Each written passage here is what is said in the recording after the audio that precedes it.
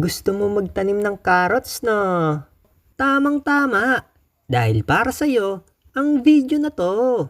Ipapakita ko po sa inyo ang tanim kong carrots. Magandang araw po sa inyo at sa mga bago nating viewers dyan.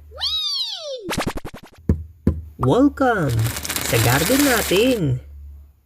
Alam nyo ba na madali lang ang magtanim ng carrots? Kahit saan ay pwede tayong magtanim nito. Basta maganda ang ating lupa. Kaya kung mahilig po kayo sa mga ganitong mga videos, ay pwede po kayong mag-like at mag-subscribe para lagi po kayong updated sa mga bagong tips about sa pagtatanim. Ito po ang buto ng carrots. Ha? May seeds pala ang carrots? Hahaha. Opo, meron seeds ang carrots pero wala po sa bunga o ugat nito. Ang seeds po ng carrots ay nakukuha sa bulaklak nito. Ganito lamang po ang buto ng carrots. Maliit lang na halos kasing tulad ng buto ng lettuce. Kaya kung itatanim po natin ito ay dapat na mababaw lang at tatabunan ng manipis na lupa upang madali itong makasibol. Mas mainam din po na mag-spray dito ng insecticide upang hindi ito kuhanin ng mga langgam. Isa pa po sa tips ko sa inyo ayon sa experience natin. Kung carrots po ang itatanim natin, mas mainam po kung direct seeding. Sa permanenteng taniman na po natin itanim upang hindi na magalaw ang ugat. Kapag nag-transplant pa po kasi, nade-disturb ang ugat.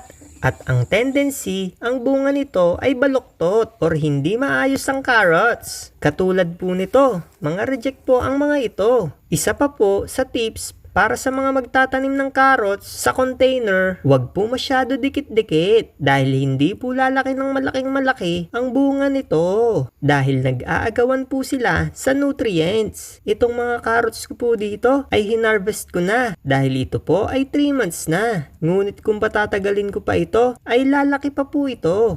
Kahit po mainit sa lugar namin ay nabuhay pa rin po itong carrots natin.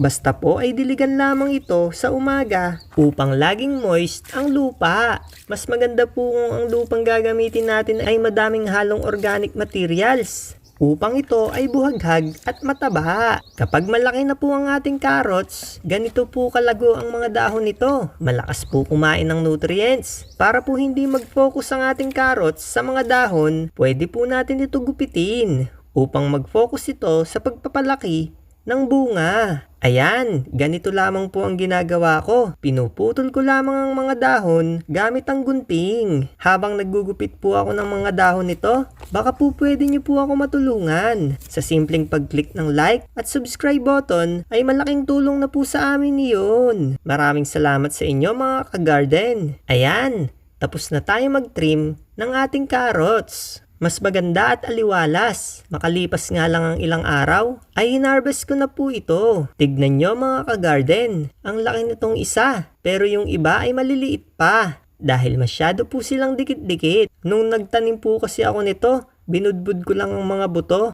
At ang daming sumibol. Dapat po ay babawasan. Pero nang hinayang kasi ko bunutin. Kaya iyan, mga nagsiksikan sa maliit na lalagyan. Pagkatapos nga natin itong bunutin, ay puputulin lamang ang mga dahon nito. At pagbukod-bukurin ang mga good. Sa reject, pwede po natin ibenta ang mga good. At yung maliliit naman po ay pwede pa rin nating gulayin. Ang sarap nito, ang fresh. Sa susunod naman po nating video ay ipapakita ko naman po sa inyo ang tanim kong bell pepper. Kung may mga katanungan po kayo, pwede po kayo mag-comment at sasagutin po namin agad yan. Maraming salamat sa inyo mga ka-garden.